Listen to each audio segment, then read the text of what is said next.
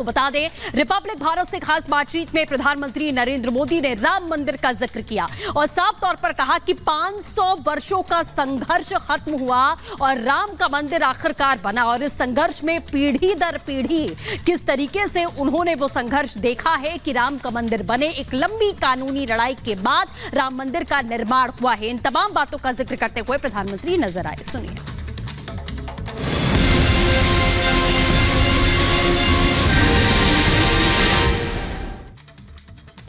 मोदी जी, राम मंदिर के मुद्दे पर मैं कई जगह थोड़ी बहुत रिपोर्टिंग कर लेता हूँ। अभी भी तो गया था मैं, जब भी वहाँ पे जय श्री राम के नारे लगते हैं बीजेपी के, तो कार्यकर्ता ही नहीं, क्योंकि एक रैली में सब कार्यकर्ता तो नहीं होते, हजारों लोग होते हैं। तो राम मंदिर के जब भी जय श्री राम की बात आती है, एक तरह से उत्साह बढ़ जाती है। अभी भी ये खुलकर हो रही है, अच्छी बात है। मगर विपक्ष के जो अप्रोच है राम मंदिर को लेकर, उन्होंने कहा कि एक पूरा एक प्राण प्रतिष्ठा, उन्होंने कहा राजनीतिक समारोह या राजनीतिक कार्यक्रम उन्होंने कह दिया। अब भी कहते हैं राम मंदिर जाएंगे मगर तारीख नहीं बताएंगे, वही अप्रोच उनका चल रहा है। तो जबकि ये एक हिंदू धर्म के लिए, और जो जितने हिंदू हैं, जितने सनातनी आप हैं, मैं हूँ, हमारे लिए एक धार्मिक मुद्दा है, राजनीतिक मुद्दा नहीं है। मगर ये राजनीतिक मुद्दा भी बन चुका है कि उनके अप्रोच के कारण। आपने कोशिश की है राम मंदिर के स्थापना में पूरे दक्षिण भारत, उत्तर भारत, सब जगह के लोगों को, उनकी संस्कृति को एकजुट करने की। तो आप इसको जब देख रहे हैं पॉलिटिकल इशू बन चुका है और बनाने की कोशिश हो रही है, इसका क्या रिस्पॉन्स होगा इलेक्टोरेट से, वोटर्स? मैंने पहले इन सारे जो जिस प्रकार की भाषा लोग बोल रहे हैं ना जी, इनको एक सवाल पूछना चाहता हूँ। हमारे देश में अंग्रेज राज तो करते ही थे, सरकार तो चलाते थे और लोगों की भलाई का काम भी करते थे, रेलवे बनाते थे, क्या नहीं करते? क्या जरूरत थी आज़ादी का आंदोलन की? भाई सब तो चल ही रहा था, स्कूलें खुलती थी, अस्पताल खुलते थे, रेलवे चलती थी, रोड बनते थे, क्या जरूरत थी? क्यों देश में सैकड़ों हजार लोग शहीद क्यों हुए? क्यों अंडमान निकोबार काला पानी की सजा क्यों भोग रहे थे? स्वमान स्वाभिमान कोई चीज होती है जिंदगी में। 500 साल तक राम मंदिर के लिए शायद दुनिया के अंदर एक बहुत बड़ी घटना है कि एक श्रद्धा के लिए 500 साल तक एक समाज लड़ता रहा, हर व्यवस्था से लड़ता रहा जी। और मंदिर बना करके रहेंगे, ये संघर्ष पीढ़ी दर पीढ़ी लड़ाई चली है। सचमुच में तो ये 500 साल का इतिहास सिर्फ हिंदू को नहीं, दुनिया के हर समाज को इंस्पायर कर सकता है। ये बलिदान का इतिहास है, ये त्याग का इतिहास है, ये तपस्या का इतिहास है। आप उसको भी अपने ही पूर्वजों ने किया है, कोई बार बार नहीं किया है, और गुलामी की जंजीरों के बीच किया है, स्वमान के लिए, स्वाभिमान के लिए। तो जैसे देश की आजादी का गर्व है, वैसे ही 500 साल की लड़ाई का भी गर्व है, स्वाभिमान की लड़ाई है ये। लेकिन चूंकि आपके सेकुलरिज्म जो अपने खोखलापन है, उसके लिए डर करके जियोगे तो क्या चलेगा?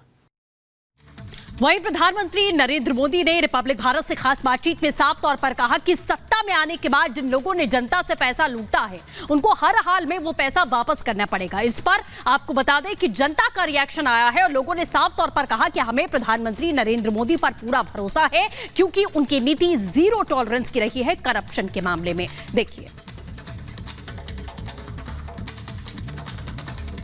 जो भगवान श्री राम के नहीं हुए वो देश के कैसे हो सकते हैं? और जो लोग भगवान श्री राम के जब इतने बड़े अवसर पे वो लोग उपस्थित तक नहीं हुए, उसको एक ब्लैक डे की तरह सेलिब्रेट किए, उनको हम देश के नेता मान नहीं सकते। हम देश के युवा हैं, उनको नकारते हैं। ऐसे जघन्य लोगों को हम तरीके से नकारते हैं। ये लोग जो इंडिया लाइंस की आप जो बात कर रहे हैं, कहीं की ईंट कहीं का रोड़ा, भानुमति ने कुनबा जोड़ा, ये वही लोग हैं जो राम के सबूत मांगते थे। ये वही लोग हैं जो कहते थे कि हम अगर आए तो बाबरी मस्जिद दोबारा बनवाएंगे। ये वही लोग हैं जो कहते थे, अभी भी कहते हैं, हम आए तो 370 दोबारा लाएंगे, कि त्राही तुम पर टूट न जाए त्राण समय ने मांग लिया। रावण वध के लिए राम का बाण समय ने मांग लिया, और मांग रहे थे जो सबूत कल तलक राम के होने का, उनसे उनके ही होने का प्रमाण समय ने मांग लिया। पीएम मोदी की अगुवाई में आप ये समझिए कि जो भी स्कैमस्टर्स हैं वो डरे हुए हैं, वो भागे फिर रहे हैं। अब भागा हुआ आदमी क्या करता है, वो गुट बनाता है, गुट बना के इकट्ठा होता है। तो इंडी अलायंस इसके अलावा मैं कुछ और नहीं समझता। ये सब वो भगोड़े हैं जिनको पीएम मोदी ने भगा दिया है और आज सब इकट्ठा होकर उनके विरुद्ध आकर खड़ा होना चाह रहे हैं। भ्रष्टाचारियों को बख्शा नहीं जाएगा। जो मोदी जी ने कहा वो करके भी दिखाया है। उसका एग्जाम्पल आप दिल्ली में भी देख सकते हैं कि दिल्ली में किस तरीके से एक एक करके मैं नाम नहीं लेना चाहूँगी पर सबको पता है कि एक एक करके जिस तरीके से भ्रष्टाचार का खुलासा हुआ है और किस तरीके से छोटे छोटे स्कैम्स का पता चला है। और अगर कांग्रेस की बात की जाए तो कांग्रेस का एक नारा है, कांग्रेस का हाथ आम आदमी का साथ। तो आम आदमी का जितना साथ उन्होंने कॉल घोटाला करके और जो सब घोटाले करके दिया है वो आम आदमी का साथ शायद आम आदमी अब नहीं चाहता है। एक एक पैसा जनता का वापस होना चाहिए और जितने भ्रष्टाचारी हैं इनको जेल के अंदर कर देना चाहिए और इनकी संपत्तियां जब्त कर लेनी चाहिए। भगवान के दरबार पर भी वही जाता है जिसको प्रभु बुलाते हैं। इनके जैसे दुष्ट और निकृष्ट लोगों को जो भगवान राम को काल्पनिक कह रहे, जो राम सेतु पर प्रश्न चिन्ह लगा रहे, वो जाएंगे कैसे? प्रभु ने उनकी बुद्धि भ्रष्ट कर दी और उनकी बुद्धि भ्रष्ट होने के कारण ही जिनको निमंत्रण, हम जैसे लोगों को भी निमंत्रण मिला, हम जैसे लोग साइकिल से, पैदल और कैसे कैसे यात्रा करी। नेपाल से आपने देखा माँ जानकी के मायके से जो है पूरी सामग्री आई, लोग पैदल ट्रकों से भर के चले आ रहे हैं।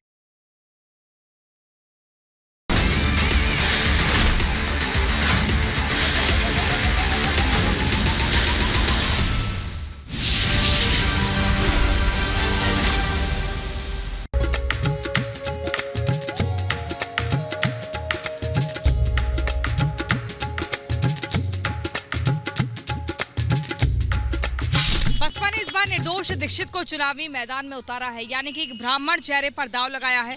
वहीं पुष्पेंद्र सिंह चंदेल अब तीसरी बार भाजपा के प्रत्याशी हैं और सपा कांग्रेस गठबंधन ने भी राजपूत चेहरे पर दाव लगाया है। आप लोग हमीरपुर के ही हैं? हाँ, क्या नाम है? राजू। राजू जी, कितना बदला है हमीरपुर? काफी बदल गया है। जगह जगह हमें यहाँ पर भाजपा के पोस्टर और ये सब दिख रहे हैं। अब ये तो सरकार ही जाने। तो इस बार किसकी चलेगी? अब सरकार की ही चलेगी। पर चलेगी किसकी? सपा चल रही है इस समय। ओहो, देखिए हमीरपुर की जनता कह रही है जी, क्या कह रही है, किसकी चलेगी? अब तो सपा। अच्छा, यहाँ काम क्या क्या हुआ है अब तक? काम क्या, अब हमारी प्रधानमंत्री आवास आया था, वो कम से कम हो गया 2.5-3 साल हो गया, आज तक नहीं बन पाया है और वहाँ पर विवाद के चक्कर में ऐसे पड़ा हुआ है 2.5 साल।